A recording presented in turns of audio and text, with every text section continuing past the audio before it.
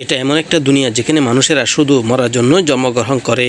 কারণ এখানকার প্রতিটা মানুষ জন্ম হওয়ার পর শুধুমাত্র 10 পা হাঁটলেই তাদের মৃত্যু হয়ে যেত। আর এখানে প্রতিটা মানুষের মাথার উপরে একটি করে ঘড়ির কাঁটা ঘুরত।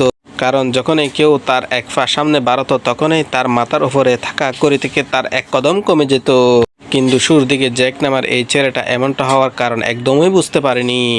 কিন্তু এরপর সে যখন তার পাশ দিয়ে অনেক চিকন একটা মানুষকে যেতে দেখে, তখন তার চোখের সামনে সেই চিকন লোকটার মাথার উপরে থাকা সবগুলো কদম ধীরে ধীরে শেষ হয়ে যায়। যার ফলে সেই লোকটা মৃত্যুবরণ করে অনেক সুন্দর একটা ফুলে পরিণত হয়ে যায়।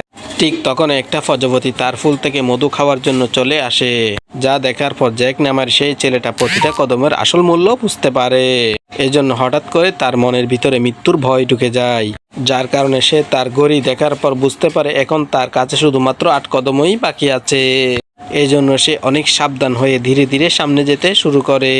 কিন্তু তবুও তার ঘড়ি থেকে ধীরে ধীরে আরো 1 কদম কমে যায়, যার কারণে সে প্রচন্ড ভয় পেয়ে মাটিতে পড়ে যায় আর সামনে যাওয়ার সাহসটাকেও হারিয়ে ফেলে।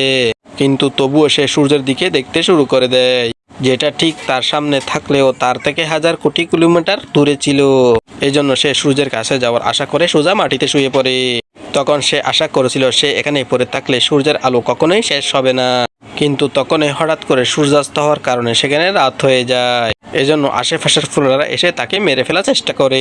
কিন্তু তখন সে ঘুম থেকে ওঠার পর দেখতে পায় তার আশেপাশে অনেকগুলো ফুল গাছ হয়ে গিয়েছে। এজন্য সে অনেক রেগে সেই ফুলগুলোকে সরিয়ে দেওয়ার চেষ্টা করে। কিন্তু আসল ঘটনা হলো বাঁচার এত চেষ্টা করেও তার কোনো লাভ হচ্ছিল না। এজন্য জ্যাক অনেক লম্বা একটা শ্বাস নিয়ে তার শেষের 7 কদম হাঁটার সিদ্ধান্ত নেয়। তখন সেই ফুলগুলোর ভেতর থেকে বের হতে গিয়ে তার 4 কদম শেষ হয়ে যায়। এখন তার জীবনে শুধুমাত্র 3 পা হাঁটাই বাকি ছিল। ঠিক তখন সূর্য আবারও তার সামনে এসে চকচক করতে শুরু করে। এজন্য সে সূর্যের কাছে যাওয়ার জন্য অনেক লম্বা একটা লাফ মেরে দেয়। কিন্তু ততক্ষণে অনেক দেরি হয়ে গিয়েছিল, কারণ সূর্যটা পুরোপুরি ডুবে গিয়েছিল। এজন্য এখন জ্যাকের জীবনে শেষ সময় চলে আসে, যার কারণে সে প্রচন্ড ক্লান্ত হয়ে যাওয়ার কারণে মাটিতে বসে পড়ে। কিন্তু তখনই আমরা সবাই আজব একটা ঘটনা দেখতে পাই। কারণ তখন জ্যাক তার জীবনের সর্বশেষ শক্তি দিয়ে সূর্যের কাছে যাওয়ার জন্য অনেক জোরে একটা লাফ মেরে দেয়। কিন্তু সে তার জীবনের পুরো শক্তি খাটানোর পরেও ব্যর্থ হয়ে নিচে পড়ে যায়। তার ফলে তার জীবনটা পুরোপুরি শেষ হয়ে যাওয়ার কারণে সেও একটা ফুলে পরিণত হয়ে যায়। কিন্তু তার শিকড়গুলো মাটির অনেক গভীরে চলে যাওয়ার কারণে তখনই সেখানে একটা আজব ঘটনা ঘটে। কারণ সে পাহাড়ের উপর থেকে ভেঙে ধীরে ধীরে সমুদ্রের পানির মধ্যে পড়ে যায়।